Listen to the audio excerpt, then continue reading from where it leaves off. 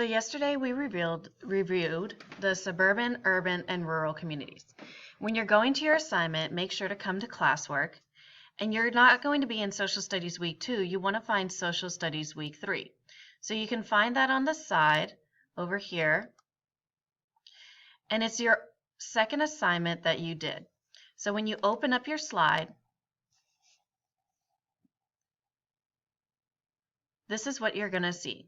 So we have suburban, urban, and rural communities. Your job on this slide is to describe the differences between suburban, urban, and rural communities, and it is due today. So let's look at what we have. We're looking at who lives in an apartment and who lives in a house. What type of communities get together and build apartments? What type of communities consist of homes? Urban communities are cities. They are very large and crowded. They are usually very diverse. Notice in your picture, your buildings are very tall. They're tall in order to stack people on top of each other. This particular picture looks like office buildings, but we also have apartment buildings that do the same thing. They stack people on top in order to fit large groups of people together. On your next slides, you're going to see how people live, work, and play in your different areas. So in urban communities, most people live in apartment homes in the city. People bike, walk, or use a subway, train, or bus to get around because traffic is so bad. Work. A lot of people work in the city in large buildings or stores and restaurants. For play, cities have parks and playgrounds because there aren't backyards. There's a lot to do to have fun. Restaurants, stores, museums, zoos, and stadiums. There are also famous landmarks to visit. Landmarks are important or old buildings. Then we move on to suburban communities. Suburban communities are outside of cities. There are fewer people and buildings.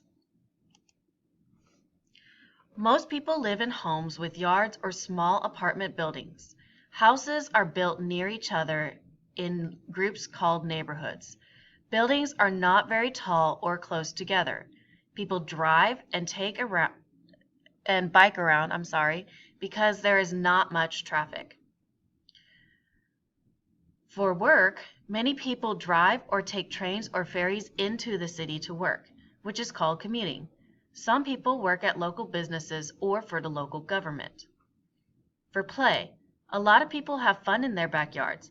They can also go to local movie theaters, libraries, restaurants, and more. A lot of suburbs have one main street with all the shops and activities. So people who live in homes live in the suburbs. They get their own yard to play in. They get a little bit of space to live in. They don't have to be stacked on top of each other. People that live in apartment homes live in our urban communities. They're stacked on top of each other because there's so many people. And finally, rural communities. Rural communities are far away from urban and suburban communities.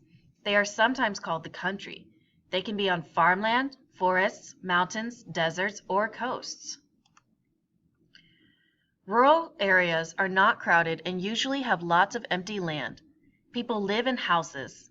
The houses in rural communities are usually far apart. For work, most people in rural communities work where they live. They work in local industries. Industries are types of jobs like farming, logging, fishing, or making things to sell. For play, many people like to explore rural areas by doing things like hiking. People get together with other locals to have fun. They can also drive to take a trip into town to do some shopping and have fun. When you get to slide number 9, you have a video that we watched, and it is our Moby Max video. You can play this video and watch it on your own. Your work starts on slide number 10. On the next 3 slides, you're going to give 4 different characteristics of each type of community. So for example, for an urban community, I might type large buildings as one of my attributes of an urban community.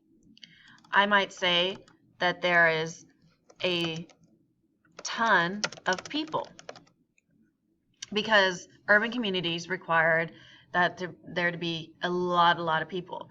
I might say that people do not have their own backyard. And I might say that people work in restaurants or in office buildings. And where do you get these 4 parts? Well, you have to go back to your slide and choose 4 facts from here. When you choose your 4 facts, your question down here says, why do you think most people who live in a city live in apartment buildings? That is the question you're answering. You might say, because there's so many people. I'm sorry, we need to start off correctly, don't we? Most people live in apartment buildings because there are so many people. That there is not enough space for them to have their own home.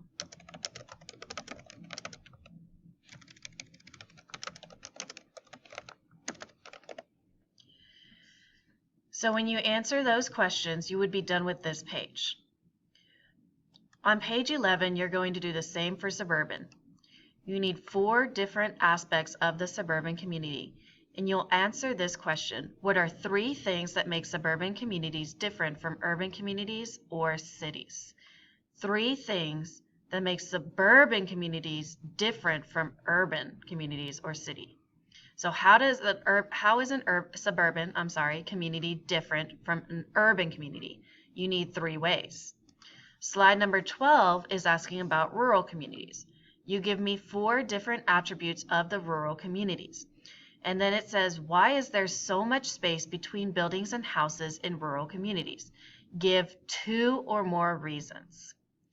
When you finish with slide 10, 11, and 12, you are finished and you may turn it in.